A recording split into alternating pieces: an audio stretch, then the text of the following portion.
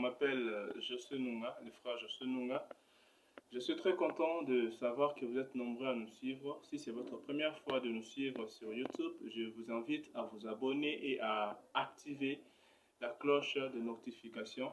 On va parler d'un sujet très important, un sujet à laquelle on doit discuter avec mon frère qui est venu avec moi, le frère Arnaud. On va pouvoir parler sur la lumière du monde, le chrétien qui est une lumière qui doit éclairer le monde, et on va parler en long et en large avec le frère Arnaud. Je ne suis pas seul, je vais présenter directement mon invité de ce matin, le frère Arnaud. Frère Arnaud, bonjour. Bonjour frère, je suis heureux d'être ici. Je crois que par la grâce de Dieu, je serai une bénédiction pour les autres. Bon, frère Arnaud, les abonnés aimerions savoir qui est le frère Arnaud. Il fait quoi dans la vie? Il vient d'où? Je suis le frère Arnaud Nzola Kafout. Je reste à l'Aile Massalon. Je suis aussi un prédicateur et aussi un modérateur. À part ça, j'étudie. Je compris dans la vie, il ne faut pas seulement être un chrétien qui fait rien de la vie. Donc Christ aussi, étant venu dans cette terre, il faisait aussi le devoir avec son père, il aidait aussi son père. Donc il est très important aussi de travailler. C'est pourquoi je peux aider et aussi partir à l'université, apprendre aussi la connaissance. C'est vraiment très important. Très important. Et aujourd'hui, on a choisi un sujet, je dirais, sensible, un sujet qui doit normalement éveiller la conscience des chrétiens. On parle sur la lumière, un chrétien qui est une lumière. Pouvez-vous nous dire d'abord c'est quoi une lumière? Bon, pour moi, je peux dire, selon ma définition, je vais dire la lumière c'est Christ, selon la Bible. Parce que la Bible dit dans Jean chapitre 1, et verset 9, cette lumière était la véritable lumière, en venant dans le monde éclaira toutes les hommes. Donc, Jésus est la lumière de Dieu. Donc, la lumière, en gros, ce que je peux dire, la lumière c'est Christ. Parce que Jésus, quand il est venu sur terre, il est venu pour éclairer le monde. Donc, pour moi, la lumière c'est Christ. Je n'ai pas voulu le dictionnaire français, le dictionnaire anglais, mais je voulais, selon la dictionnaire biblique, Jésus-Christ est notre lumière. Oui, Jésus-Christ est notre lumière.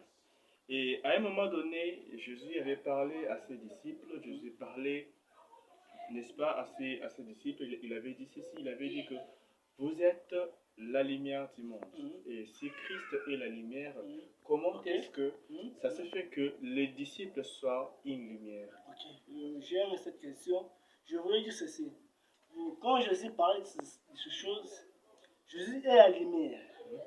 Maintenant, Jésus n'est plus dans cette terre. Jésus n'est plus parmi nous. Maintenant, Jésus est en nous. Comme Jésus est en nous, il dégage la lumière directement. On devient aussi la lumière. Vous me comprenez? Quand Jésus est en nous, comme il est en nous, il dégage la lumière. Donc Jésus, nous sommes devenus lumière parce que nous portons celui qu'on appelle lumière. Nous sommes devenus lumière parce que nous avons Jésus-Christ. Si Jésus-Christ n'est pas en nous, on ne sera pas lumière. Ok, d'accord. Alors, j'aimerais savoir, dans ce monde, où nous vivons dans un plein jour, comment reconnaître la lumière? Est-ce qu'on peut voir qu'une personne brille ou une personne a des ampoules au-dessus de ta tête? Ou c'est comment? Parce que quand on dit que vous êtes la lumière, normalement c'est pour éclairer. Mais on doit éclairer ou comment reconnaître que celui-ci, c'est une personne qui a une lumière? Je parle pas de la lumière qui est une lumière physique, mais je parle de la lumière qui est une lumière spirituelle. Jésus-Christ, notre lumière, quand il vient dans notre vie, on va voir ces choses physiquement. Donc, il y a d'abord spirituel, on va voir les choses spirituellement. La Bible dit ceci, les choses physiques ont été créées dans les choses spirituelles. Donc, les choses spirituelles qui ont changé les choses physiques. Donc, d'abord, Jésus-Christ savait ses principes. D'abord, il entre la lumière, il nous regarde d'abord spirituellement, et puis physiquement, on voit des signes, on voit des prodiges, on voit des signes tellement merveilleux. C'est vraiment ce que je peux dire. On lit dans le verset de Matthieu qu'on vient de lire, on comprend que Christ avait besoin d'inculquer à la mémoire des disciples qui doivent être différents des autres. Alors, pouvez-vous nous dire quels sont les symptômes ou les signes qui montrent que cette personne est née de Christ ou cette personne est une lumière? D'abord, pour être une lumière, il faut d'abord savoir que Premièrement, il faut d'abord accepter Jésus-Christ comme étant lumière quand il vient. Et par là, on va voir même les signes que cet homme porte la lumière. Oh, là, je peux dire, celui qui a la lumière, on va voir, il marche dans la sainteté, il incarne Dieu, il prêche la parole de Dieu. Donc tout ce qu'il fait, on voit que Christ est au central. Là, on peut dire que cet homme est la lumière. Parce que la lumière qu'on parle, la lumière d'abord, c'est Christ d'abord lui-même. Il veut dire dans Jean chapitre 9, le verset 5, je suis la lumière du monde. Celui qui me suit ne marchera pas dans les ténèbres. Comme Jésus est la lumière, donc tout ce qu'on doit faire doit avoir Jésus-Christ au central.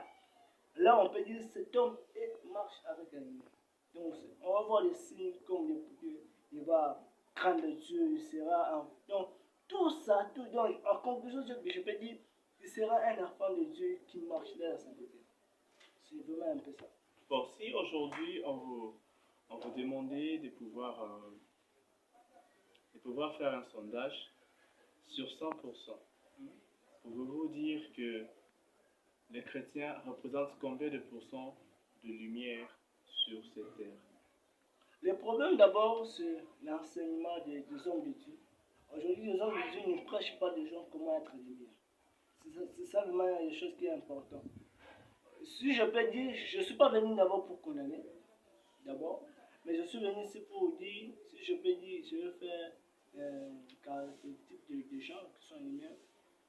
Dans 100%, je peux dire, on peut avoir 70%. Pourquoi 70%? On peut dire que c'est beaucoup. Tu peux être lumière, mais si tu ne connais pas ton rôle, tu feras rien.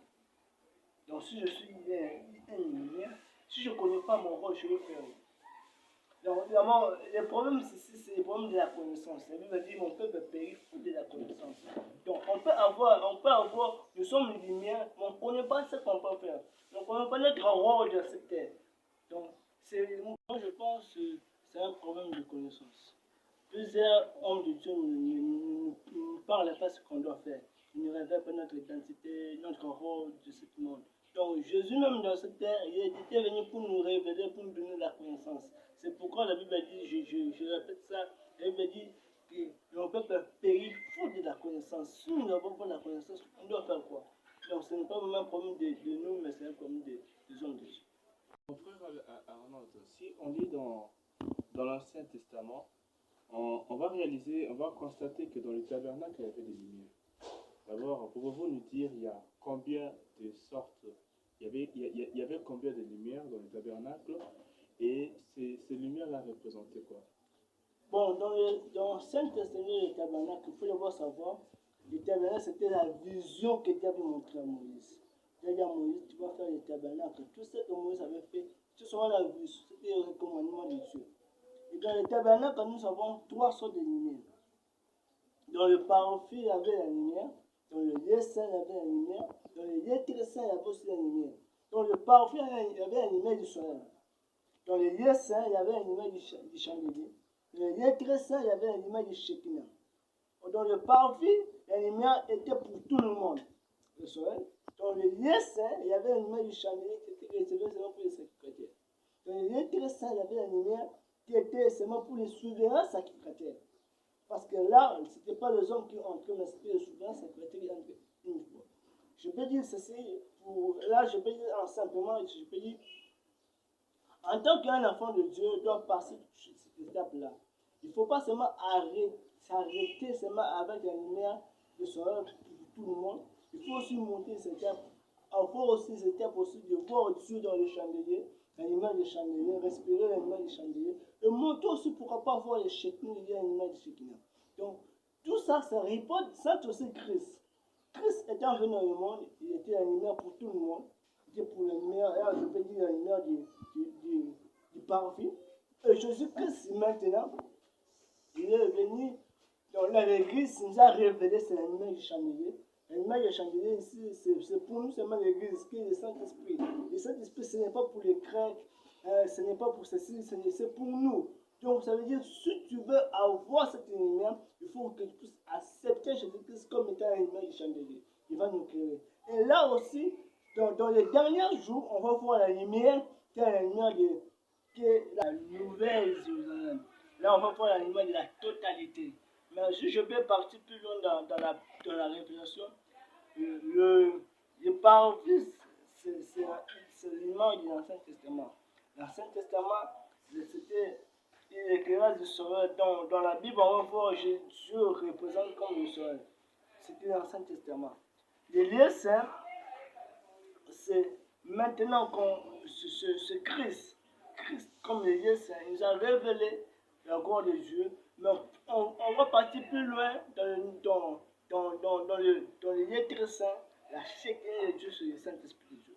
Donc je peux dire un peu en grosso modo c'est ça. Mais le tabernacle cache plusieurs révélations. Si j'essaie de déterminer ça ici, si j'essaie de montrer ça ici, je ne sais pas si on va finir cette émission.